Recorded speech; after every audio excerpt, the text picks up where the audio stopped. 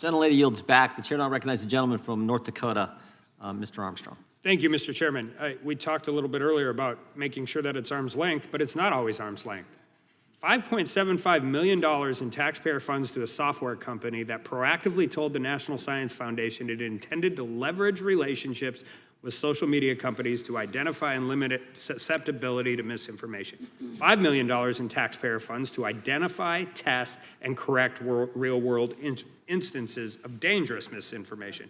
$750,000 in taxpayer funds to MIT researchers studying whether certain groups are more vulnerable to misinformation campaigns.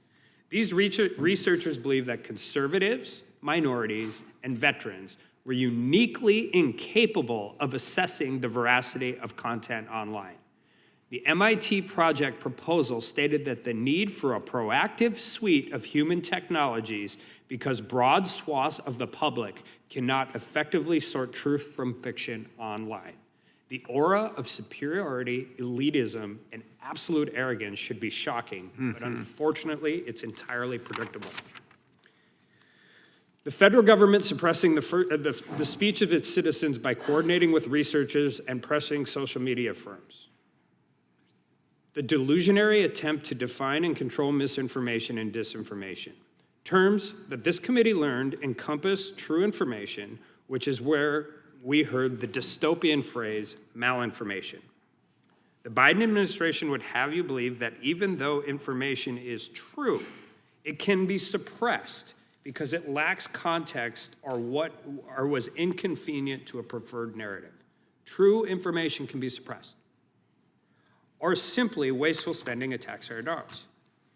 Artificial intelligence has the potential to supercharge the government's censorship and suppression of speech. We know that AI will have the computing power to sort and analyze data on a massive scale, which has been the main obstacle to content moderation on large platforms. Less often discussed is the speed at which AI will process data and automatically censor speech, even to the point where censorship will be completely automated. Certain topics will be barred from being posted as opposed to being taken down. Ms. Richardson, your testimony describes how the National Science Foundation approved $324,000 for a course to teach college students about disinformation detection and analytics. This course was to prepare students for disinformation jobs. Can you further describe this disinformation course, the dangers it holds for free speech and the federal government's funding? Yes, so this course was a summer camp hosted for students to prepare them for jobs in the disinformation industry, which, as these grants that the National Science Foundation is funding show, is a growing industry. And preparing students to work in it is just another way that the government is continuing to expand it. Restrictions on this type of speech require that the government have a compelling interest and restrict the speech in the least restrictive means. Funding these disinformation projects are clearly an attempt by the administration to indirectly censors of disfavored topics, which will avoid legal challenge and strict scrutiny review. Do you believe that the indirect funding of such censorship is any less harmful to First Amendment and the right to free speech?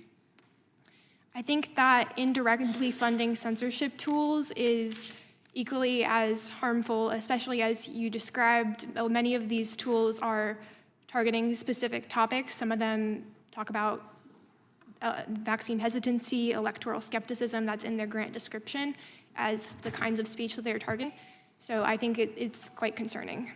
Mr. Lukanoff, I've got a minute left, and I appreciate the work FIRE does. And we talk, obviously there's been a lot talked about universities and these different issues, but I had the opportunity to work with your organization when I was in the North Dakota State Senate, because one of the reasons I think this is so dangerous on the front end and turbocharging the ability to do this, particularly on college campuses, is the lack of due process that exists for students and how students actually have the ability to appeal, whether it's a conviction, whether it's a censorship, whether it's everything, and how that can directly impact the rest of their lives. What is your number one concern with AI as it relates to college campuses and censorship? As it relates, my number one concern with AI, and I do wish that this could be taken more seriously by people on my political side of the fence, both Lee and I are more left-leaning, is the inherent bias that we're already baking into it. That's one of the things that scares me the most. And just to give a comical example, we asked ChatGPT to write a poem about why Representative Jim Jordan is the best politician in the country. It refused to do that.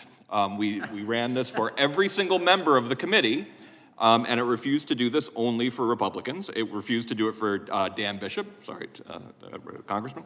And it only would write a generic one for Matt Gaetz or Harriet Hagerman. Now, this is a comical example of how this bias of my side of the political fence is actually being baked into the technology that's going to be the operating system for how we make any number of decisions going forward. And it never, ever goes away. It never goes away. Thank you. I yield back. Gentleman yields back. Mr. Chairman.